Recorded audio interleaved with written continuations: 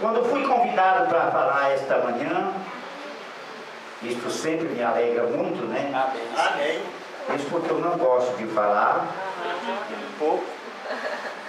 E pela alegria também de ser um dia especial. Amém. Cada dia da nossa vida é sempre um dia especial. Amém. Tá? Ainda que nós não percebamos assim. E eu fiquei então a buscar o que deveria trazer para a edificação da igreja nesta manhã. E o que me veio de fato ao coração é o que tem estado gerando nesses últimos dias, que o mundo vem passando, que o mundo vem, de certa forma, convivendo com essa realidade sem se aperceber do que realmente está para acontecer. Isto é, a expectativa da igreja, que é a volta do Senhor Jesus. O mundo não percebe essas coisas, porque ele está em tantas atividades, no meio de tantas mensagens, no meio de tantas informações, no meio de tantos acontecimentos, que sequer tem tempo de parar para meditar no dia de hoje. E é o que nós queremos meditar hoje, é no dia de hoje. Amém. Amém? Amém. Amém. E o que tem subido no meu coração está no livro de Gênesis. Quem tiver a sua Bíblia querendo acompanhar, pode fazê-lo. Nós vamos ter alguns textos que vamos passar dentro da expectativa que temos para a palavra do Senhor nesta manhã. Livro de Gênesis, no capítulo 6, apenas o versículo 8. Gênesis, bem no início da Bíblia, no capítulo 6, o versículo 8. Diz aqui a palavra. Amém? Amém. Amém. Noé, porém, achou graça aos olhos do Senhor. Vou repetir. Noé, porém, achou graça aos olhos do Senhor. Amém. Que significado tem essas palavras para nós nesta manhã? Achar graça aos olhos do Senhor. Independente de qualquer religião que a gente tenha, independente de qualquer religião que tenhamos aprendido dos nossos pais, independente daquilo que temos aprendido no dia a dia, a graça de Deus é uma realidade na vida de todo ser humano. Porque a graça de Deus é um dom especial, gratuito, que Ele distribui indistintamente apenas àqueles que esperam, confiam e recebem esta graça. Amém. Noé teve graça diante do Senhor. Para que foi que Noé teve graça diante do Senhor? Repassando rapidamente a história do povo daquele tempo, chegou a um extremo tal a maldade do ser humano sobre a terra, que Deus não encontrou mais nenhum motivo para permanecer com a criação que tão bondosamente e com certeza muito alegremente Ele tinha feito. Não importa qual é a teoria que você tem a respeito da criação, importa sim, ela é uma realidade incontestável.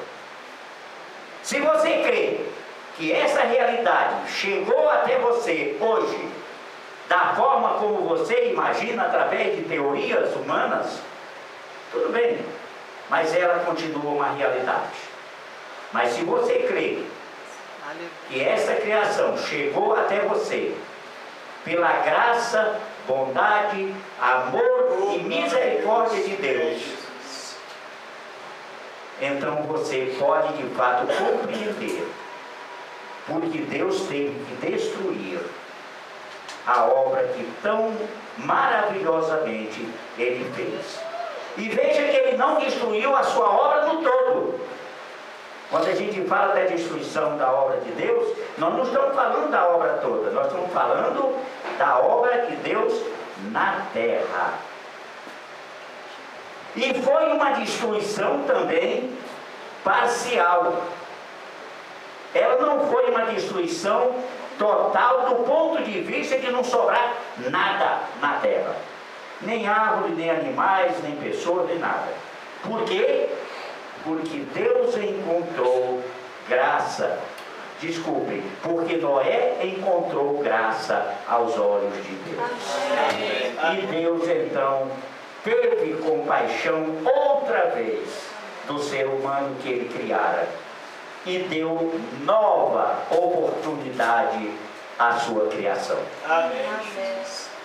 A história de Noé muitas vezes é crida por alguns como uma história alegórica, uma coisa de criança, de passar tempo. Mas, gente, a história de Noé é tão real, que até hoje a ciência da paleontologia não pode mais negar. Eu estava lendo há poucos dias um livro e a Bíblia tinha razão. Tá?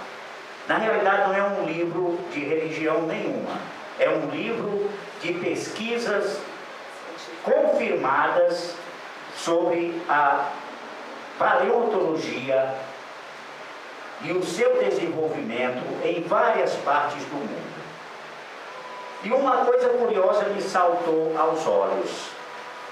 Como é que pode ter acontecido de animais que são nascidos exclusivamente em determinada área do planeta, por exemplo, no continente africano, ser achado restos desses animais no Oriente, por exemplo, encontrar restos de girafa, outros animais que são também daquela região, foram encontrados lá.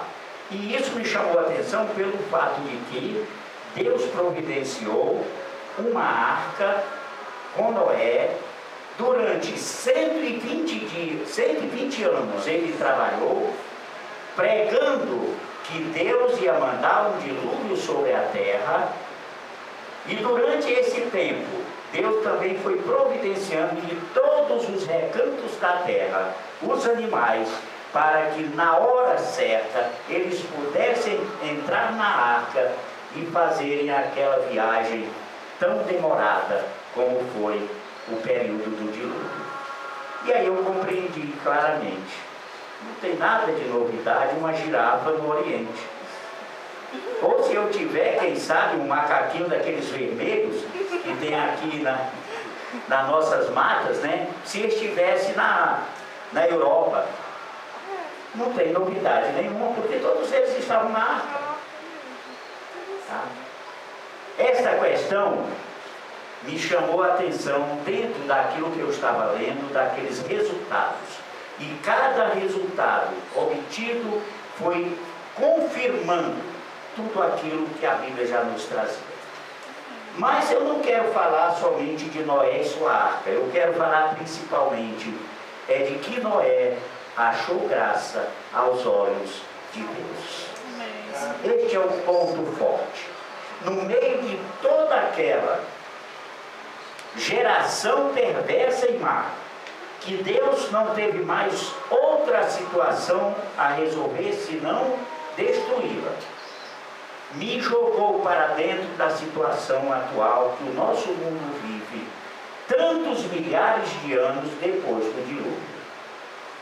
Quando Jesus, há 2000 anos atrás, também já nos alertava deste fato. Foi o único texto que Jesus deixou para os seus discípulos quando perguntaram sobre o fim do mundo.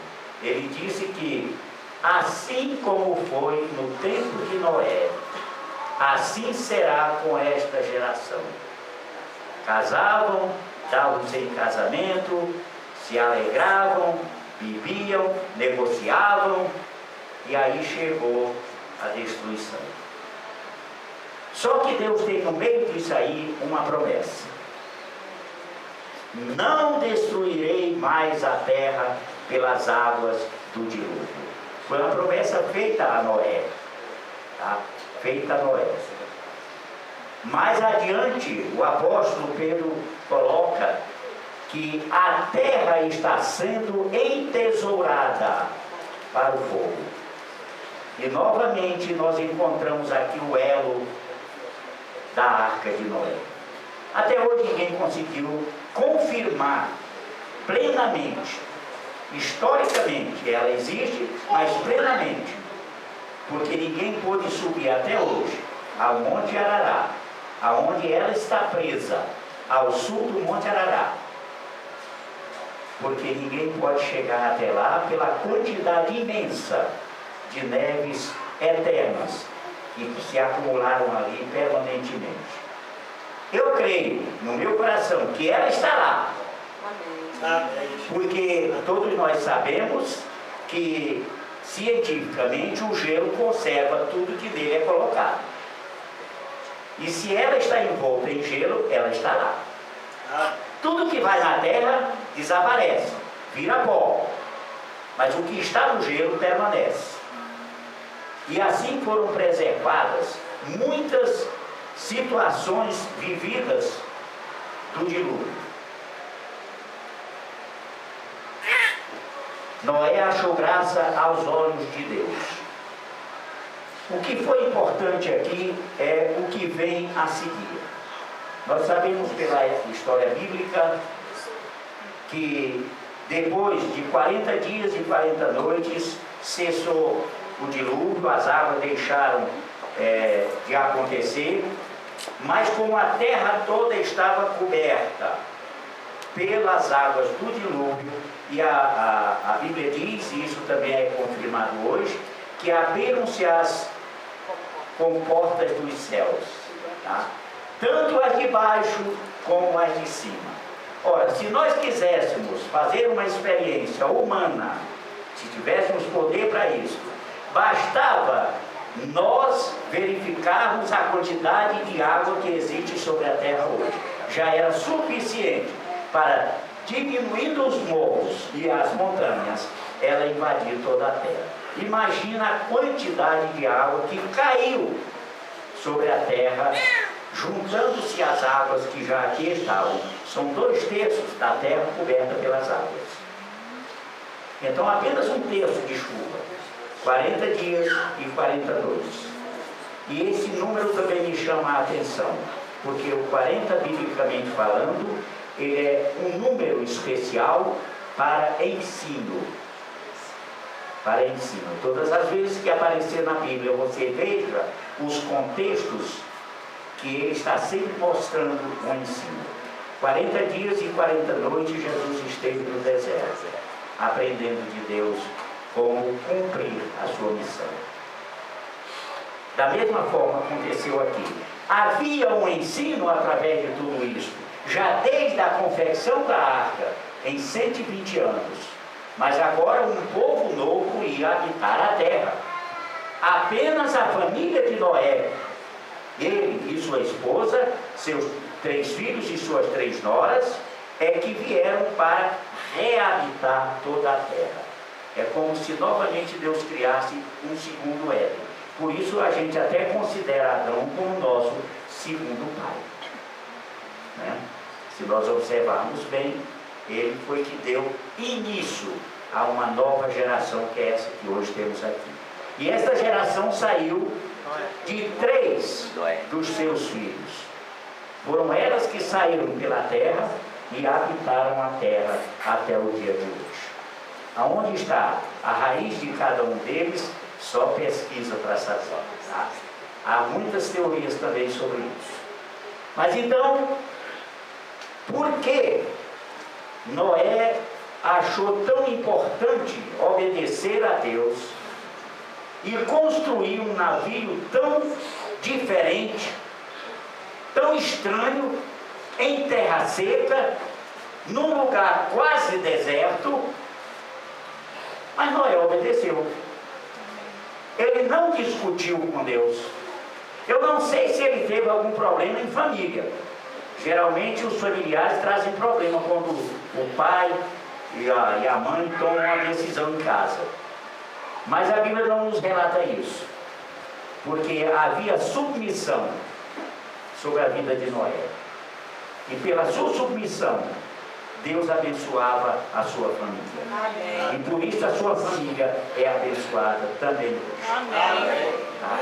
Quando a salvação de Jesus entra no lar, ela não entra só para aquela pessoa na família, ela entra para toda a família. Ela tem até o direito de negar isso, mas a graça está sobre a família. Amém, Senhor. Amém? Amém. Noé obedeceu, e justamente porque Noé obedeceu, ele foi salvo do dilúvio. Esta é a primeira salvação. Foi salvo do dilúvio. Da mesma maneira, nós hoje no mar do mundo que nós estamos vivendo, Deus nos tem apresentado um Salvador. Amém. A oportunidade de você crer novamente e ser salvo. Noé creu e isso foi imputado a ele como salvação. Amém. E testemunho diante de toda a sua geração. Amém. Noé tornou-se o segundo pai da humanidade. Mas uma coisa importante também. Noé viu o fruto do seu penoso trabalho. Nós temos falado isso aqui, né? Nós estamos vivendo esse ano, buscando o fruto do nosso penoso trabalho. E eu sei que Deus vai dando libertação uma após outra. Amém. De todas as condições inimagináveis que possam vir a nós. Deus vem dando dia após dia o livramento. Amém. Glória a Deus. Muitas vezes esse livramento vem até de uma forma que nós não entendemos, que nós não prevíamos. É a forma do milagre de Deus se apresentar. Oh, glória. Mas ele é real. Amém. E Noé teve a grande ventura de ser salvo do dilúvio, viver na presença de Deus e ver o fruto do seu penoso trabalho. Amém, Senhor. Porque vocês podem imaginar o que é ficar 120 anos fazendo um barco, isso obra física. E ouvindo, quem sabe, e com certeza ouve, muita coisa contrária à loucura, porque ele foi chamado até de louco. Aqui é que nós podemos sentir de fato a preservação da nossa vida espiritual quando ela é colocada na mão do Senhor. Amém. Aleluia. Não há loucura, não há fato que não possa ser desfeito. Amém. Tudo é possível àquele que Amém. crê. Oh, glória. Amém. Amém, Senhor. Mas Noé teve ainda um fato com ele interessante. E aqui é a demonstração de que Noé era um homem achado em graça na presença e aos olhos de Deus. Porque a primeira atitude de Noé, ao chegar em terra firme, ele e sua família, foi ele reunir a sua família, erigir um altar ao Senhor e sacrificar em agradecimento. Essa foi a primeira atitude de Noé. Isso está expresso no capítulo 8, versículo 20 do mesmo livro de Gênesis. Ali está escrito: então falou Deus a Noé dizendo: sai da arca, tu e juntamente contigo a tua mulher, teus filhos e as mulheres dos teus filhos, todos os animais que estão contigo, toda a carne, toda a ave, todo pássaro, todo réptil que se arrasta na terra, trazei para fora contigo, para que se reproduzam abundantemente na terra, frutifiquem, se multipliquem sobre a terra. Então saiu Noé, e com ele os seus filhos, a sua mulher, as mulheres dos seus filhos, e todo animal, todo réptil, toda ave, tudo que se move sobre a terra, segundo as suas famílias, saíram da arca. E edificou Noé um altar ao Senhor, e tomou de todo animal limpo e de toda ave limpa, e ofereceu holocaustos sobre o altar. Amém. Sacrificar aqui é reconhecimento em gratidão do que Deus fez por ele. Foi a demonstração visível de Noé diante da sua família. Era como se ele dissesse: meus filhos, minhas noras, minha esposa, venham para aqui e olhem agora para os céus iluminados, para a terra seca, regada, pronta para ser trabalhada novamente. O que é que você tem para oferecer a Deus? Já falava o Salmo 116 aqui.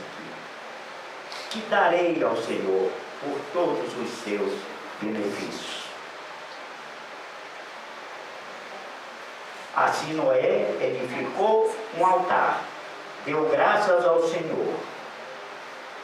E com o ato contínuo, Deus novamente se apresenta a Noé. E agora percebam o que aconteceu. Deus faz um pacto com Noé. Faz um pacto. Depois de dizer que não destrói mais a terra, que a terra vai novamente se desenvolver, que vai ser multiplicada todas as gerações, tanto de homens como de animais, etc, etc. Deus agora diz para Noé: Noé, vem cá. Eu agora posso fazer um pacto com você, porque o teu sacrifício me foi agradável. Amém. Amém. Amém? Quantas vezes nós fazemos sacrifícios inúteis? Sem nenhuma expressão.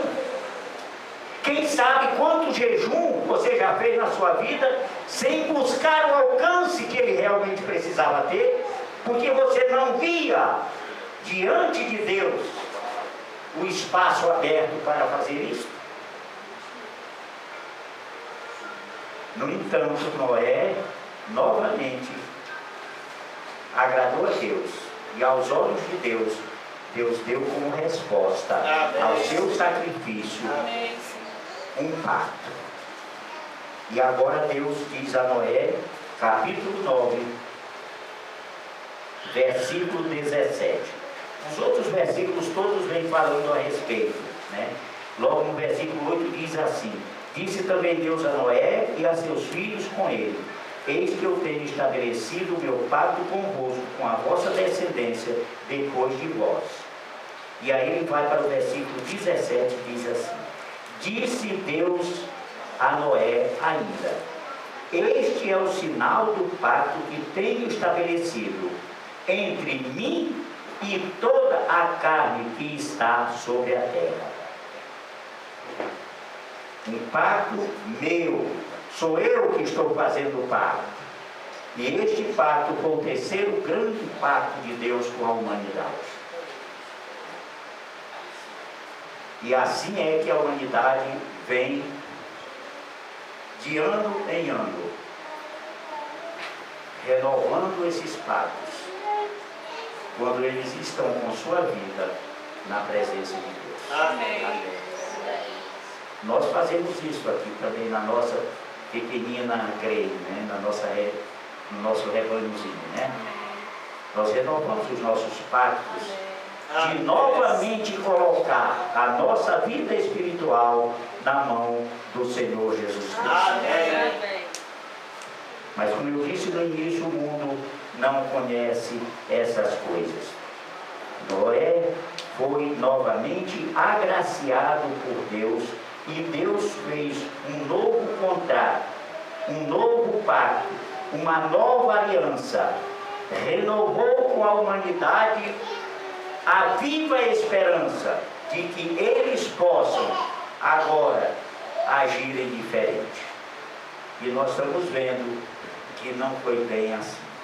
Mas novamente, Deus agora não tem somente um Noé diante de tudo que está para acontecer ao mundo na volta de Jesus. Mas Deus agora tem um barco cheio de gente, cheio de pessoas, cheio daqueles que têm encarado esta realidade. Deus tem agora um barco repleto, que não podemos contar quantos estão agora nesse barco, à espera da chegada do Messias, o Senhor Jesus. E este barco é a Igreja de Jesus Cristo. Eu não estou falando de denominação, eu nunca falo de denominação, porque a Igreja de Jesus Cristo, segundo a palavra, ela é invisível. Amém. Invisível. Ela se apresenta nas comunidades, tá? Visíveis, mas ela de fato é uma igreja invisível. Daqueles que colocaram a sua vida como Noé diante de Deus pela salvação que agora vem, não de um dilúvio, mas a salvação futura da perdição eterna, que é a salvação dada por Ele mesmo, em Jesus Cristo, seu Filho, para as nossas vidas. Este é o grande diferencial. E nós muitas vezes não nos apercebemos da gravidade do momento, como também não nos apercebemos do que foi o sacrifício de Jesus. Porque há muitos ensinos e muitas vozes neste mundo. Fala.